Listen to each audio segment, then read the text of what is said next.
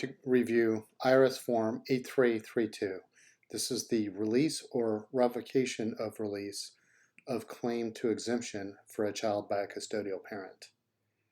So a couple of things before we get into this form because it's very brief. This is a form that generally is used by a custodial parent to either release their claim to a tax exemption for a child or to revoke a previous release of their claim for that exemption.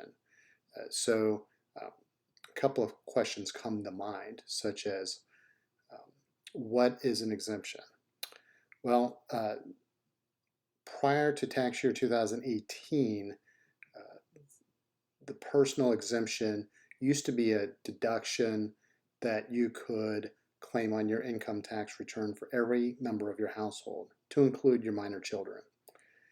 As part of the Tax Cuts and Jobs Act that was passed in 2017, the deduction for personal exemptions has been suspended for the near future through tax year 2025. But barring any legislative changes to the tax law, then starting in tax year 2026, the personal exemption reverts back to its previous form. So, as I mentioned, this is a fairly brief form. There's three parts to it. There's part one, part two, part three. Part one is the release of claim to the exemption for a current year. Part two is the release of claim to exemption for future years. And then part three is a revocation of a previous release to an exemption. Now, why would you want to either release a claim or revoke the release of a claim for a personal exemption when you cannot take a tax deduction? Well, the purpose, there are a couple of purposes. So in the instructions, which are on the same page, you'll note that there are a couple of tax credits that happen to depend on who the custodial parent is. And this form can be used to either release a claim so that the non-custodial parent can take that tax deduction or that tax credit, or you can revoke a previous release of a claim. And either way, the applicable tax credits can have something to do with the exemption. So you can read more details about the background on this in the form instructions. That would be very helpful. But at the very top of the form, it'll point out the specific tax benefits that are included when you claim a personal exemption, and then other tax benefits that don't apply. So the applicable tax credits that are attached to a personal exemption include the child tax credit, additional child tax credit, and credit for other dependents. However, this form has zero impact on certain credits such as the earned income credit, dependent care credit, or head of household filing status. All of those have absolutely nothing to do with this form.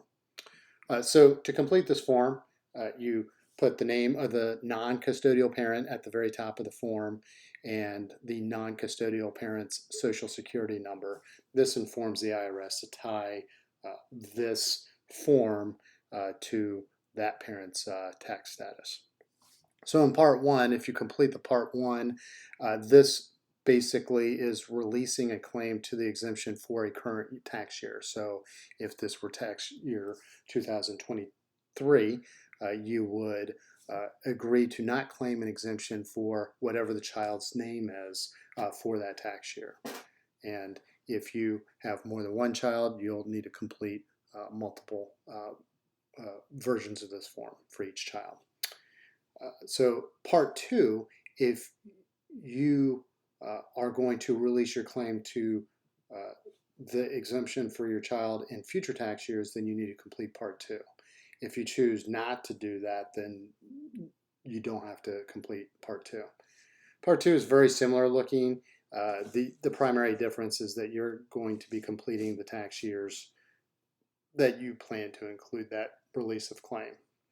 And then part 3 is the revocation of your previously stated release of claim. So you would only fill out part 3 if you've previously filled out form 8332 releasing your claim to an exemption. And at the bottom of each of these parts, whichever part you decide to fill out, you'll sign the form as the custodial parent that's either releasing the claim or revoking the release of claim. Insert your social security number as well as the date. We've written a complete article on this to walk you step by step through this form. You can check it out at our website. Simply go to teachmepersonalfinance.com, type in IRS Form 8332 in the search bar, and the article should pop up for you. If you have any questions, please hit us up. You can reach out to us via email or on social. And thank you very much.